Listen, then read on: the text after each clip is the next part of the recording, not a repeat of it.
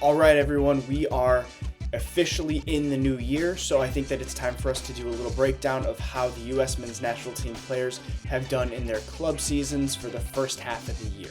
We do have a few MLS players sprinkled through this roster as well, so we are going to look at the full season because the MLS season doesn't start in the late summer, early fall like a lot of the European seasons do. So we're going to have a few different sample sizes to choose from, but we really want to look at the first half of the season for our key players and maybe talk about a few projections or what we want to see from them going forward in 2025. With that being said, we are going to break this down into different sections because otherwise it would be an extremely long video and I wouldn't expect anybody to sit there and listen to me talk through a whole bunch of different players for that long. So we're going to start with our goalkeepers and our defenders, and then we're going to have a section dedicated to our midfielders, and then one for our attacking players as well. As we're going through and reviewing each player's season or first half of the season, we are going to put them in a category based on an acronym from the U.S. men's national team. And that's going to be unbelievable, superb, mediocre, not good, and terrible. So, starting off with our goalkeepers, we are going to begin with our starting goalkeeper, and that is Matt Turner. This has been a terrible year for Matt Turner. He went from being the backup goalkeeper at Nottingham Forest and got a transfer to Crystal Palace, where he is again the backup goalkeeper. He's not getting any minutes for his club, and he needs to seek a loan move in January to a club where he'll get consistent game time, and then he needs to make that move permanent over the summer. He needs a place where the club has confidence in him and where he can regain confidence in himself.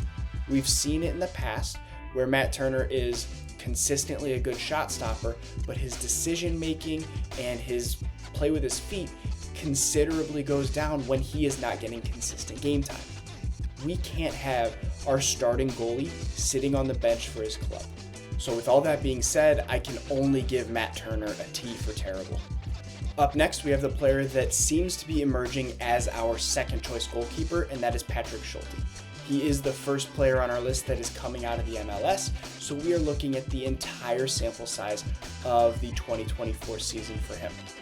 And Patrick Schulte had another solid year for the Columbus Crew. He was able to keep 11 clean sheets over 39 games and only conceded 45 goals in 2024. If he continues to succeed like this, I'd like to see the 23-year-old try and push himself and get to the next level. There's a lot of opportunity out there for him to mature and improve as he is still on the younger side of goalies. And he's showing a lot of potential, so I would love to see him push himself outside of MLS and maybe into Europe in the next season or so. If he continues to play like this and perform like this on a consistent basis, I see no reason why he doesn't move into the backup role going into 2026.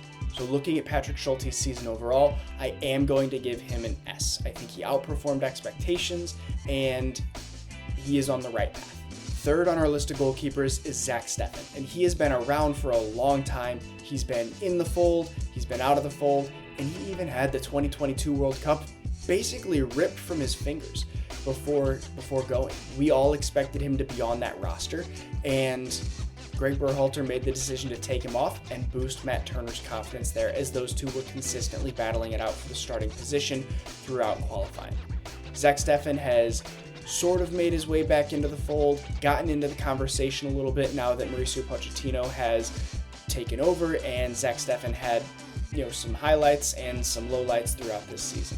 The way I look at it, Zach Steffen is probably on the outside looking in when it comes to our goalkeeper position, but he did receive some late call-ins, so we aren't going to discount him completely. Throughout the MLS season, he played 45 games with the Colorado Rapids, and he did keep 7 clean sheets, but he let in 81 goals. That's a very big difference compared to what we saw Patrick Schulte do. And I know it's hard to compare goalkeepers who play on different teams because they've got different systems and different players in front of them, but giving up almost 40 more goals than Patrick Schulte is not a good look. And with that being said, he did get consistent play time, but he was very shaky, so I am going to have to give Zach Steffen an N for not good on the season overall.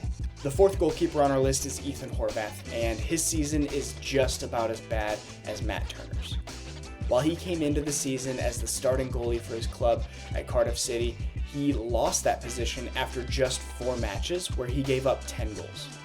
If he wants to get back into the fold with the U.S. men's national team and hold off the younger guys like Gaga Slonina and Diego Cochin, he needs to get minutes and he needs to get on a loan in January. Otherwise, his hopes of making it to 2026 are absolutely shot. You cannot be the backup goalkeeper on a second division team anymore and expect to make the roster. With that being said, he joins Matt Turner down in the T category as he has had a terrible first half of the season, and we need to see some improvements and some minutes from him going forward. The 5th and final goalie on our list is the youngster Diego Cochin.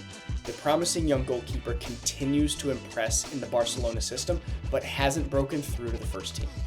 He's made a couple of appearances on the bench, but that's not going to earn you a call-up or minutes in the national team at all. So his future is really bright. He seems to be the best goalkeeper in our pool with his feet. He seems to be a great shot stopper, but he's not ready to be our starting goalkeeper. And that's okay. He's only 18 years old, and Barcelona seems to value him very, very highly as they've extended his contract through 2028. 18, again, is a very young goalkeeper, and while I would like to see him get some first team minutes and really push his way into our roster, we do need to be patient with him. Whether he gets a loan move in the summer to really get some first team experience, even if it's in the second division of Spain or elsewhere, I wouldn't be mad about that. While I don't think he is the right choice for us to put out on the field now, I think that going into the future, he is going to be battling it out with Gaga Slonina to determine who is going to be our long-term goalkeeper for the next 15 to 20 years. Because Diego has not made first-team appearances, his majority of his minutes are on the bench with Barcelona or with Barcelona B. I'm putting him in the M category for mediocre. It's exactly what we should be expecting from him right now as an 18-year-old. He's playing well at his level, but in terms of U.S. men's national team standards, there's nothing that we should be expecting from him there. And a name that I did mention a couple of times was Gaga Slonina.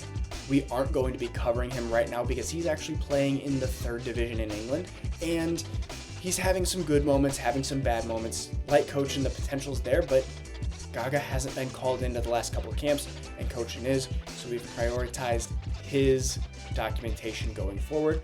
But I do expect that Gaga will be battling it out and making his emergence in the next couple of years as well.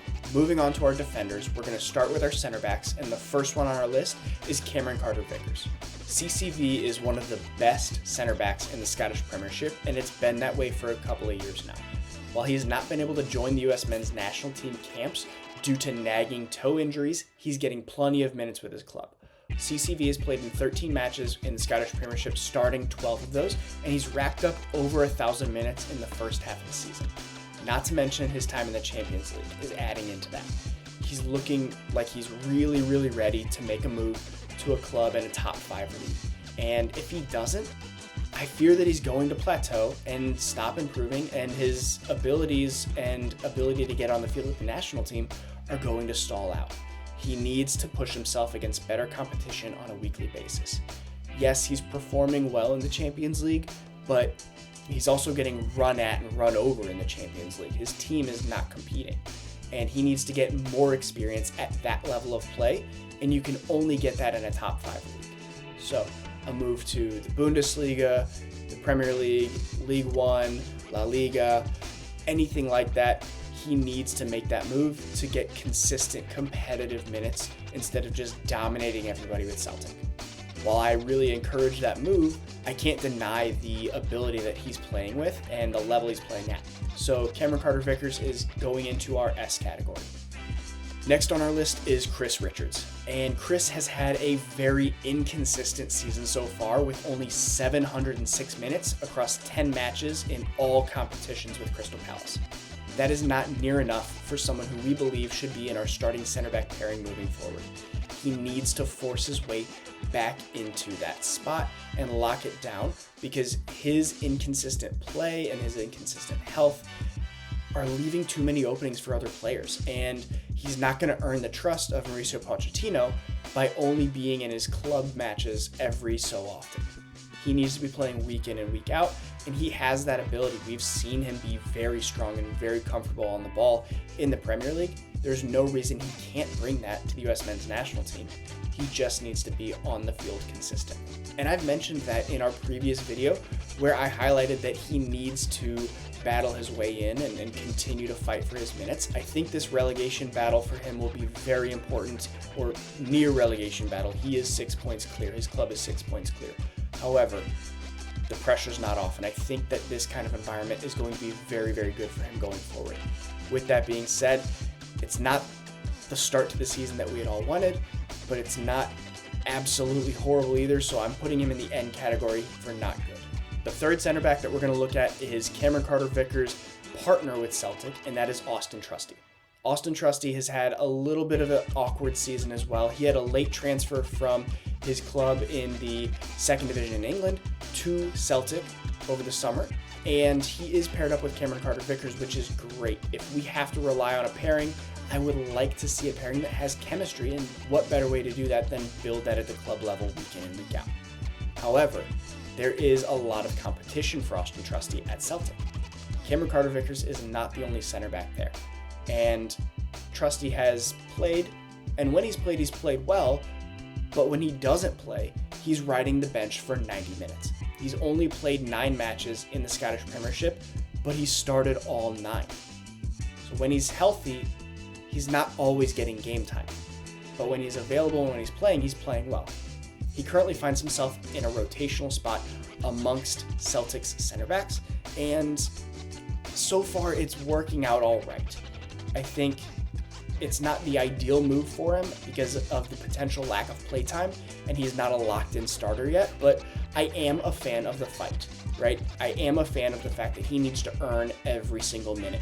That mindset, that work ethic is only going to help him long-term. Despite his good performances, despite his really standout performances in the Champions League, he's still trying to lock down that spot. But again, with his mindset, with that fight, I think that's going to come to fruition, and we are in for a good second half of the season where he continues to pair with CCV on that back line. Until we see Austin Trusty have consistent minutes at the club level, I'm going to leave him in the M category for mediocre because he doesn't quite have the minutes and he doesn't quite have the overall quality and quantity that we want before he can move him up to that S rank. So Austin Trusty is doing well, but it's basically what we expect with a little bit of bad in there as well, so we're going to leave him in the M. Next on our list is Mark McKenzie. And Mark McKenzie made a summer transfer to Toulouse in League One, and he is off to a great start this year. I mean, it's more than we could have expected from him. McKenzie instantly cemented himself in the middle of the Toulouse back line and has been playing with a lot of confidence ever since. Personally, I was not sure of what his ceiling would look like after he spent a few years in the Belgian league, and he made the move to push himself this year, and he has absolutely delivered on that and earned every minute with Toulouse and earned every call-in with the US men's national team. He's been very solid defensively, which is obviously a top requirement for your center back, but he's also taking positive touches and being able to dribble and pass by defenders by being smart with the ball and choosing his moments to move forward.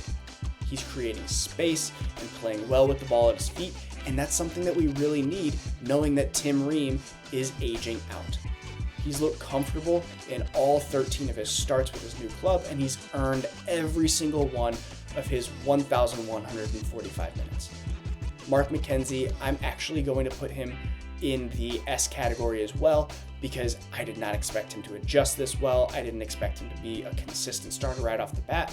I thought he would have to earn his place in a little bit like Austin Trusty, but he has surprised everyone and he is absolutely crushing it in France. Next, we're coming back to the MLS to talk about Miles Robinson. Miles had a fine year with FC Cincinnati in the MLS. He played in 33 games and had 1 goal during the season. We know what Miles brings to the table. It's some athleticism, it's some physical defending, but he is probably one of the last guys on the list for our center back pairing. I think you can only get so far when you can't play well on the ball and you can't pass and move around people. That's the aspect of his game that he is lacking, and before we can really have confidence in him at the national team level, I think that he needs to show that he can elevate his game, be more competitive and more confident with the ball at his feet, and make a move to Europe and prove himself at an international level. Because he did have an overall good season and you can only play the competition that's in front of you, Miles is going into the M category. It wasn't anything crazy. It wasn't, exceeding expectations in any way, and it wasn't bad at all. Credit where credit's due. He's doing his job, but I think that he's just doing his job at the level that he should, right? He's not exceeding expectations in any way, so he's going to be in the M category for me. And finally, the last center back on our list is Tim Ream. And for Tim's stats, we're going to pull a little bit from the matches that he played with Fulham in the spring and after his move to Charlotte in the summer transfer window. Tim was fading at Fulham and he has looked fine in Charlotte overall. Honestly, that's to be expected, right? The competition in the Premier League is much higher than it is in MLS. So as you age, you're going to start to fade a little bit. His quality on the ball, it started to leave him a little bit. His decision making has been slowed in the recent games, and we've seen that in US men's national team camps. But in Charlotte, he's getting more consistent time on the field, and that instinctiveness and that, directness on the ball, that's going to come back a little bit more instead of when he was sitting on the bench at Fulham and not getting the game time and not keeping the pace of play. So I think the move to Charlotte was overall the right decision for him. I'm hoping that he can continue to be a good leader and bring quality to the team. He's played 18 matches and scored 1 goal this year and is, again, seeing almost 90 minutes every single match in Charlotte. So we're going to be happy with that. We're going to hope that he continues to keep his levels high and can stay on the national team. With that being said, I'm going to put Tim in that middle category as well. He's going to get an M for me. He's not exceeding expectations. He's doing just what he should be in Charlotte and nothing less. Now we're going to start talking about our outside backs, and the first one on our list can be unmistakable. It's Antonee Robinson. And Antonee is having arguably the best season of any player on our roster. He was just named the US Men's National Team Player of the Year for 2024, and you can debate a little bit between him and Christian, but with them playing different positions, they do different things for their teams, they influence games in a different way. You can make a good argument either way, but you can't be upset or argue that he doesn't deserve this award. He has been absolutely instrumental for Fulham, and he's been absolutely instrumental for the US Men's National Team. His quality cannot be argued anymore. This season, he started and played 20 matches for Fulham and has 7 assists to his name in right around 1,800 minutes. Again, he is our 2024 Player of the Year, and rightfully so. There are a lot of clubs that are after him. Whether a move is the right decision for him right now, I don't think so, but ultimately, he's proving that he can hang with the best in the world, and I am putting him in that category of you. He is unbelievable at the moment. Next up is one of our options for our backup left back, and that is Christopher Lund. He's not had the best of seasons in Palermo in Serie B. He's gotten 8 starts in 16 matches and only played 860 minutes in total. As a left back, we don't expect a ton of offensive production, but he only has 1 goal and no assists this season, while Jedi is playing at a much higher level, arguably the best league in the world. He has 7 assists. So Christopher Lund's position as our left back is not so solid, and I'd argue he's actually on the outside looking in. Knowing that Lund has underperformed a little bit this season and he might be on the outside looking in, we're going to put him into the N category as not good. Up next on our list, we're going to talk about Joe Scally, who has been our primary right back for the 2024 year with the US Men's National Team due to Sergiño Dest's injury. And Joe Scally has had what I would call a bang average first half of the season for him. He's playing, and he's playing well with over 1,200 minutes in 15 matches with Borussia Mönchengladbach. And Joe Scally is a stay-at-home first style right back. And he's very solid defensively. He continues to deliver very solid defensive performances for both club and country this year. But like Lund, he lacks some of that dynamism in attack that separates the best from the rest. I think that he is easily, when everyone's healthy, our second choice right back behind Sergiño Dest. His defensive capabilities are a little bit greater than Dest's are. However, the gap is not that great as to where the offensive capabilities and the technical ability and the difference between him and Sergiño Dest is quite large. So I believe that once Sergiño Dest is fully fit, back playing with his club by February, maybe late March, we could see Joe Scally take that step back into the reserve right back role again. However, a lot has been left up in the air with Pochettino coming in and Sergiño Dest not being able to show what he can do in front of him. So Scally, I think, is putting in very, very solid performances and doing a good job for both club and country. I'm putting him in the S category, as he has been above average for the national team and he's doing exactly what we expect. Much more than mediocre, in my opinion. Next, we're going to talk about the second right back who is battling for that backup position with Joe Scally once Sergiño Dest is healthy, and that is Marlon Fossey. Marlon Fossey has had a very solid first half of the year with Standard Liège in Belgium. He started 18 of his 19 matches played and has 1 assist in roughly 1,600 minutes. While he seems to have a little bit more flair than Joe Scally does when it comes to the offensive side of things, it's not enough to make up for the stability and solidity that Joe Scally has on the defensive side of the game. And his offensive quality is not enough to overtake what Sergiño Dest brings to the table either. I'd say he's currently a very solid third in our depth chart position as a pure right back. If Marlon Fossey wants to make a push and try and get into the 2026 roster, I think that he needs to make a move to a top 5 league. He needs to move on from Belgium and get into, I would suggest, the Bundesliga. They play a similar style of play, and there is quality and depth throughout the entire league. I'm not saying that he has to be in a Champions League side, but somewhere where he can compete and be against Champions League quality week in and week out. And last but not least, to round out our fullbacks, we're going to talk about somebody who I've mentioned a few times, but has no stats to contribute, and that is Sergiño Dest.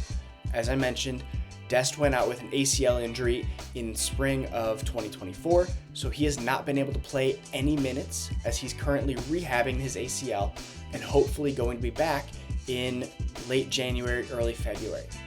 Hopefully, we get to see him regain form and fitness fairly quickly, and best case scenario, we see him with the US men's national team in March for the Nations League matches. However, I am a fan of patience when it comes to injuries, and I will not be one to rush him back. I want him to be fully fit and fully healthy. If he's not back, if he's not ready to play and contribute a minimum of 65, 70 minutes, I think he should stay and focus on his health and his fitness with PSV. Outside of that, I'm really excited to have him come back into the fold, and I hope that he can continue to be a dynamic additional piece to our attack while providing solid performances defensively as well. Okay guys, that's everything I've got for you for today. We have officially covered our goalkeepers and our defense in our mid-year review. In our next video, we're going to talk through the deepest part of our lineup, which is our midfield. Looking forward to it, and I'll see you next time.